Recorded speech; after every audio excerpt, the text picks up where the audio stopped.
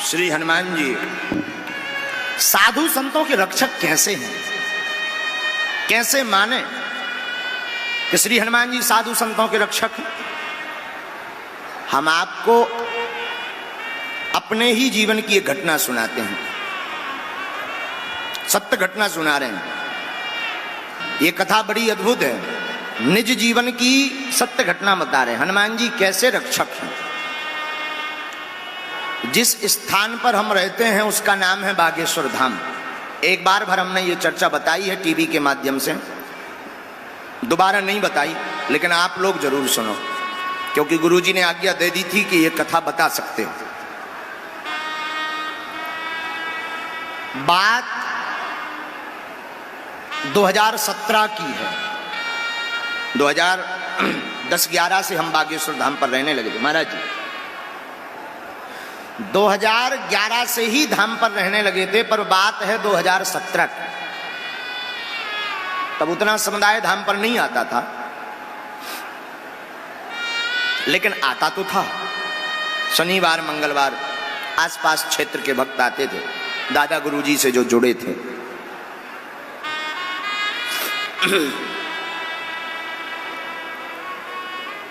2017 में हमारे मन में विचार आया कि यज्ञ की जाए।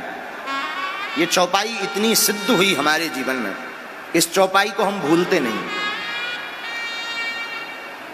18 पुराण करवाने का मन में विचार किया। दक्षिणा तो पहले से ही कुछ नहीं लेते थे लोगों से, तो राम जी की जेब हमेशा खाली। अब करें तो करें क्या। मन में इच्छा जागृत हुई कि 18 पुराण और संगीतमय राम कथा का आयोजन धाम पर हो जाए। बिल्कुल सत्य घटना बता रहे हैं।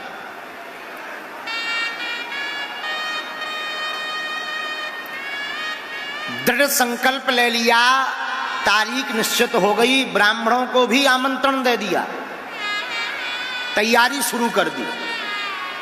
गांव के लोगों को बुला बुला करके तैयारी शुरू कर दी। 18 पुराणों की वही झोपड़ी बनना, लकड़ी लाना, आसपास के क्षेत्रों में प्रचार करना, आसपास के क्षेत्रीय संत महंतों को आमंत्रण देना। प्रारंभ हो गई तैयारी, और जेब में राम जी की फूटी कौड़ी नहीं। लेकिन श्री हनुमान जी का ध्यान किया, गुरुदेव भगवान सन्यासी बाबा का ध्यान किया और ठोक दी। जैसे तैसे करके कोई प्रचार वाला मिल गया, किसी ने राशन दे दिया, किसी ने सामग्री दे दी। 2-4 बड़े बड़े सेठ जुड़े थे उस जमाने के, अभी के। उन सेठों से भंडारा का सामान हमने उधार उठा लिया। 9 दिन जो भंडारा करवाना था। ध्यान से सुनना। सब तैयारी हो गई, यज्ञ नारायण की जय बोल गई। यज्ञ नारायण भगवान की। ब्राह्मण आ गए। मन में चिंता एक ही रोज सतावे कि अंतिम दिवस का भंडारा कैसे होगा। चूंकि विश्वास तो था कि श्री बागेश्वर हनुमान जी कोई ना कोई लीला करेंगे, पर करेंगे कैसे, ये बड़ी जिज्ञासा थी। 7 दिन कब निकल गए पता नहीं लगा। रामलीला, पुराण, ब्राह्मण आ गए, भंडारा चल रहा चकाचक। आप लोग अगर कोई बागेश्वर धाम गए हो तो बागेश्वर धाम में एक पीपल का पेड़ है। तो रोज हम उस पीपल के पेड़ के नीचे जाकर बैठकर और सबको मिलते थे। ब्राह्मणों को, कुछ गांव के आसपास के लोग आ जाते थे तो सबको मिलते थे। उसके नीचे सोफा डला था, एक टेंट लगा था उसी के नीचे। 2017 की बात।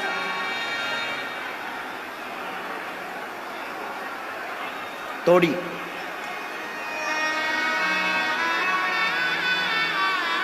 सातवें दिन गांव की पंचायत बैठी तो गांव के लोगों ने कहा कि महाराज जी, गड़ा गांव जहां हमारा है, बोले महाराज जी बूंदी का प्रसाद तो बहुत लग गया, इस बार पूरी सब्जी का भंडारा करवाएंगे। अब और मन में चिंता हो गई कि जैसे तैसे करके बूंदी की व्यवस्था तो करवा ही ले दी, अब आगी लगी लोचन के भंडारे में तो और ज्यादा पैसा लगा, कहां से लाभ है। हमारी एक जीवन भर आदत रही कि हमने ना तो किसी से उधार मांगा, ना अपनी कमी कभी किसी को बताई कि हम पे हमारे पास संपत्ति नहीं है या धन नहीं। कोई विशेष निज होता है या भक्त दिखता है तो जरूर बता देते हैं, आज तक नहीं बताया। उस वक्त तो और सिद्धांत के पक्के थे। बार बार आंखों में आंसू आवे हमारे कि हे हनुमान जी, हमें ब्राह्मणों की दक्षिणा देनी 3-3.5 लाख रुपया और भंडारा भी करवाना है। जेब में 1 रुपया नहीं है, खजाने में मात्र 22,000 रुपया, मात्र 22,000। और संकल्प था कि हमें मांगना है नहीं। हमने तो हनुमान चालीसा में पढ़ा था, साधु संत के तुम रखवार, असुरे निकंदन राम दुलारे। आप संत जनों के रक्षक हैं, हमारी भी लाज रखना। 8 दिन बीत गए यज्ञ के, सत्य घटना, 1 रुपया की व्यवस्था नहीं बनी। अब उस जमाने में भी बड़े बड़े अमीर लोग आते थे, पर स्वभाव में हमारे वही बस हंस लिया। सबको ये बताया भी नहीं, सबको अनुभव भी नहीं होने दिया कि हम किसी चिंता में।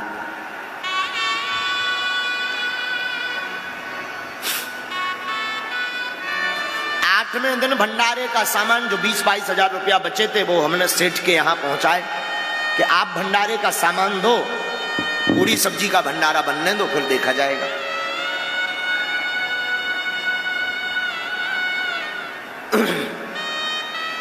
सामान आ गया, भंडारा बन गया, प्रसाद बन गया। दूसरे दिन ब्राह्मणों की विदाई बस रह गई। अब ब्राह्मणों की विदाई के लिए कोई व्यवस्था नहीं, चाहिए कम से कम 3-3.5 लाख रुपया। अब एक रात का पूरा खेल, उधार मांगना नहीं है, रात भर में कहीं से आना नहीं है। चढ़ोतरी भी आएगी तो कितनी आएगी? 50,000। सस्ता जमाना, गांव की यज्ञ 40-50 हजार आ जाएगी। चाहिए 3.5 लाख। विचित्रता तो ये फंस गई कि हम अपनी अर्जी लगाएं सो वाईफाई में सिग्नल नहीं आए।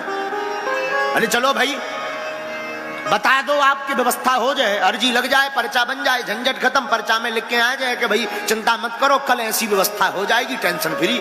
लेकिन भाई साहब सिग्नल न मिले। अब और बड़ी चिंता, चिंता ऐसी बड़ी 8वें दिन रात हो गई, रात को नींद नहीं आई। चित्रकूट की रामलीला आई थी,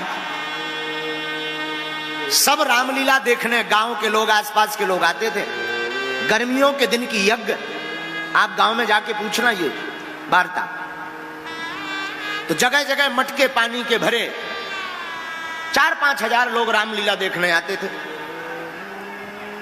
जब रात्रि के 1:30-2 बज गए और अर्जी ना लगे और मन में बड़ी उत्सुकता, रोटी का एक निवाला मुख में नहीं गया कि कल तो ब्राह्मणों की यहां पर नाक कट जाएगी। अच्छा अर्जी लग जाए कि नहीं होनी व्यवस्था तो रात को ही ब्राह्मणों के पांव पलने के हम बाद में चुका दे भी, माफ कर दो। लेकिन न हाँ होवे न ना होवे।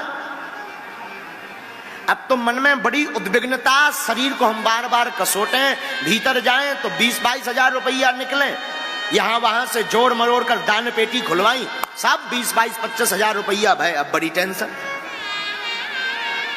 चाहिए 3 लाख 3.5 लाख रुपया, 20 हजार। अब तो लगता है नाक कट जाएगी। 2 बजे रामलीला विराम हो गई। गांव के सब रामलीला देखकर चले गए। रामलीला देखकर सब जब गांव के गए तो हमें बार बार रोना आवे कि कहाँ से हमने यज्ञ ठान दी, कहाँ से ये आयोजन ठान दिया। हंसी और बेफिजूली में होनी है, हमने तो भले के लिए ठानी थी, पर इसमें तो हम बड़े बुरे फंस गए। लेकिन अब आप ही हो, ये मन में बार बार विचार आवे कि हे प्रभु अब तो आप ही हो। तो जब रामलीला बंद हो गई, 2 4 10 लोग जाग रहे थे, बाकी सब सोने लगे, 2 बज गए। तो हमने मटकों का पेड़ों के नीचे जल भरा रहता था महाराज जी, मिट्टी के मटकों का। तो एक मटका उठाया और पानी डाला, ऐसी कपड़ा पहने, वस्त्र पहने पहने हमने पानी शरीर से सिर पर डाला और नहा लिया। और एक पानी के मटके में हमने सामने हैंडपंप लगा है, आज भी लगा है, उस हैंडपंप से हमने जल भरा कि जल चढ़ाएं, शायद अर्जी सुन ले बालाजी।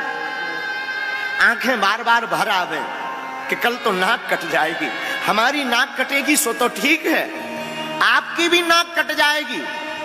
कि बड़े पुजारी बनते थे, बड़े त्रिकालज्ञ बनते थे, बड़े भविष्य वक्ता बनते थे, बड़े अर्जी लगाने बनते थे, अब अपनी अर्जी नहीं लगा पाया कि पैसा नहीं हो पाऊंगा।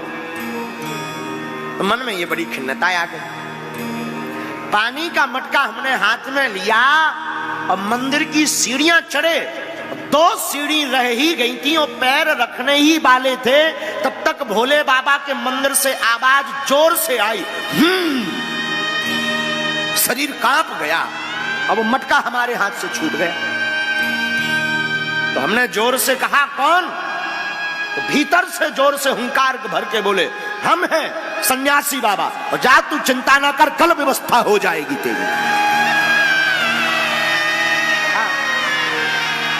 पहली बार हमें जीवन में, दूसरी बार ये सन्यासी बाबा के दर्शन थे। आंखों से आंसू आ गए, शरीर कप गए, रोंगटे खड़े हो गए। और डरक डरक जैसे मंदिर के सामने पहुंचे, लंबी मोटी मोटी, इतनी मोटी खड़ाऊ, गोल सुंदर बगबगाता हुआ चेहरा, सफेद, हाथ में 7-8 फुट का लंबा चमीटा और एक गेरुआ कपड़ा पहने हुए मुस्कुराता हुआ एक योगी खड़ा था। बोला, जा व्यवस्था हो जाएगी, चिंता मत कर। कांप करके गिर गए महाराज जी। हमें मारे खुशी के 30 मिनट तक हमें होश नहीं आया, 30 मिनट तक। और शरीर में जब होश आया तो मन में प्रसन्नता भई कि गुरुजी ने आज दर्शन दे। तो बगल में जैसी सन्यासी बाबा के पास पहुंचे, हम 1.5 घंटे नाचे, 1.5 घंटे, कि आज तो लाज भी बच गई और कृपा भी हो गई और दर्शन भी हो गए। जब नाचते नाचते शरीर थक गया, 2-3 जगह खून निकल गया, मुस्कुराते हुए नीचे उतरे और उतर करके हम सो गए।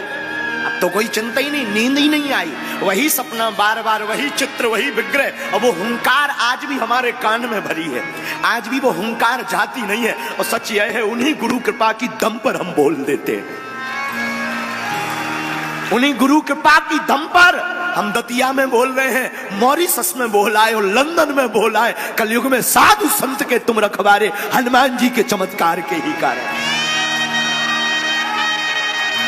बार बार वो हमारे कानों में वही गूंज, हुंकार भरी। सुबह 9 बजे हम जगे, नींद आई 5:30 पर सुबह। अब तो टेंशन नहीं। 9 बजे हम जागे तो रोज की भांति हम बाहर पीपल के पेड़ के पास, शरीर में रात को लग गया था खुशी के मारे। तो सब पूछने लगे कि आज आपका चेहरा मुस्कुराता हुआ दिख रहा पर आंखें लाल दिख रही। हमने कहा कुछ नहीं, अब किसे बता दें। और आज हम 2022 चल रही ना, 4 साल तक हम इस रहस्य को छुपाए रहे। टीवी के माध्यम से हमने पहली बार दतिया में इस रहस्य को हमने खोला। आज तक हमने इस रहस्य को कहीं नहीं बताया। धाम पर एक बार चर्चा जरूर की और लौटकर हमने कभी टीवी पर यह रहस्य नहीं बताया, क्योंकि गुरु की कृपा और गुरु के चमत्कार प्रचार का विषय नहीं है, वो तो अनुभव का विषय है। तो बार बार आंखों में आंसू भरे और प्रसन्नता हो गए। पीपल के पेड़ के नीचे हम जाके बैठ गए।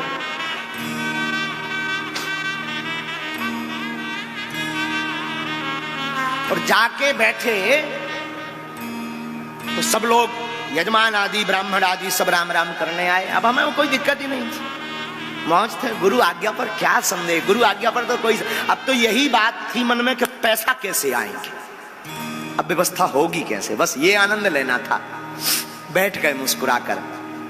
उस जमाने में गाड़ी उतनी ज्यादा कम आती थी धाम पर, तो एक बोलेरो नई गाड़ी, तालाब है धाम पर अभी भी, वहां तालाब के किनारे बोलेरो गाड़ी लगती है और व्हाइट शर्ट ब्लैक पैंट, आज भी हमें वो चित्र याद है। व्हाइट शर्ट ब्लैक पैंट पहने एक युवक लगभग 40-42 साल का, छोटी छोटी मूंछ और एकदम बढ़िया चेहरा, हाथ में जो है थैला लिए हुए, काला बैग लिए हुए आया। हम तो सामान्य भांति बैठे थे, हमें क्या पता कि ये सबको मिल रहे थे, तो वो भी लाइन में बैठा था। तो हमने उसको भी पूछा कि श्रीमान कहां से आए हो, तो उसने झांसी बताया कि गुरुजी हम झांसी से आए। उनका वाह,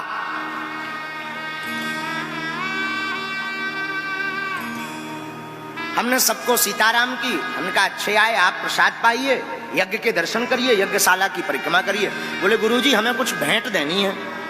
तो एक हमारे तिवारी जी काउंटर पर बैठते थे, हमने कहा कि वहां जाओ काउंटर पर भेंट दे आओ, रसीद ले आओ। बोले नहीं गुरुजी आपके हाथ में हमें गुप्त भेंट देनी है, कुछ वस्त्र हैं। हमने कहा लाओ। एक काला बैग, कपड़ों के बहाने ब्राह्मणों के कपड़े होंगे, वस्त्र होंगे, वो हमने ले लिया। और हम तो इसी भाव में थे कि कोई आएगा दान देगा, अब पैसा कैसे मिलेंगे इस भाव। और वो व्यक्ति बिना प्रसाद पाए हमारी आंखों के सामने ही स्वयं ड्राइव करके वो बोलेरो लेके चला गया। और जब हम वो बैग लेकर के भीतर अपने कमरे में गए तो कलयुग की सत्य घटना हम 4 साल पहले की व्यासपीठ से बता रहे हैं। कलयुग में कि साधु संतों के कैसे हनुमान जी रक्षक हैं। हमने जब भीतर जाकर, एक ही कमरा बना था, उसमें जाकर के जब बैग खोला, तिवारी जी ने हमें दिया और बैग खोला तो उसके ऊपर एक पर्ची लिखी हुई थी जिसमें लाल स्याही से लिखा था जय सिया राम। और जब गिनती की तो 3,80,000 रुपयों की व्यवस्था थी। कौन है, कहां का है, कब आया, कैसे गया, कोई पता नहीं। लेकिन धन्य है कलयुग में श्री हनुमान जी, धन्य है गुरुदेव। आज भी संतों की रक्षा के लिए हनुमान जी को वो व्यक्ति बनना पड़ा और यज्ञ की लाज बचाने के लिए हनुमान जी को आना पड़ा। साधु संत के तुम रखवाले, साधु संत के तुम रखवाले, असुर निकंदन राम दुलारे, असुर निकंदन राम दुलारे। बोलो श्री राम जय राम जय जय राम, बोलो श्री राम जय राम जय जय राम। ऐसी हनुमान चालीसा की है सिद्ध चौपाई है। हम कोई कथा नहीं तुम्हें बता रहे, अपने जीवन की निज घटना बता रहे हैं कि जब हमारी रक्षा हनुमान जी, हम तो संत भी नहीं हैं, पक्के असंत हैं, उनके चरणों के तुच्छ से दास हैं। जब हमारे जैसे धूर्त नालायक मूर्ख पर वो कृपा कर सकते हैं तो आप भी उन हनुमान जी के चरण मत छोड़ना, इस चौपाई को मत छोड़ना, आप पर भी वो बालाजी कृपा करेंगे।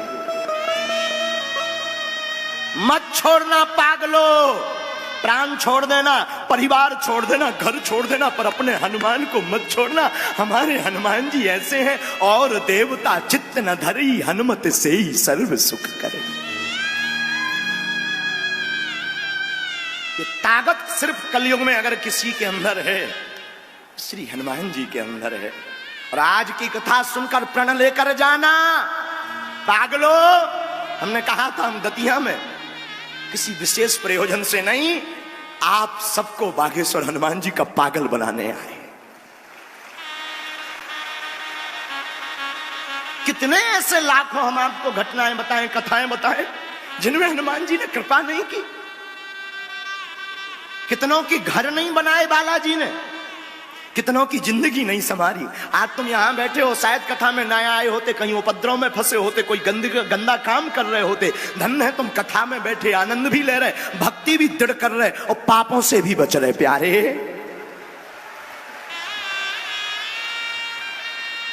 इसलिए तुम मर जाना पर भूल कर। और हम तो चाहते हैं हर मंगल और शनिवार अगर बागेश्वर धाम ना जा पाओ, दंदरौआ हनुमान तुम्हारे नजदीक हैं, वहां पहुंच जाना। बगल के हनुमान जी तुम्हारे नजदीक हैं, वहां पहुंच जाना। एक एक हनुमान चालीसा का पाठ खुद भी करना, अपने बालकों को भी कराना। तुम्हारे अंदर संतत्व आ जाएगा, और संतत्व आ जाएगा तो प्रत्येक विपत्ति में रक्षा करने का काम हमारे हनुमान जी करें। लेकिन करना पड़ेगा। आप सोचो कि हम गाल भी फुला लें और गाना भी गा लें, मुश्किल है। आप सोचो कि हमने कथा सुन ली तो तर गए, ये ऐसे नहीं। करना तो आपको ही पड़ेगा, जाना तो पड़ेगा। डले रहो दरबार में, धका धनी के खाओ, और एक दिन ऐसा आएगो कि आपो धनी हो जाओ। श्री हनुमान जी साधारण थोड़ी है। हनुमान जी ज्ञानवान है, दयावान है, बलवान है, प्रेमवान है, समर्थवान है, इसलिए इनका नाम श्री हनुमान है।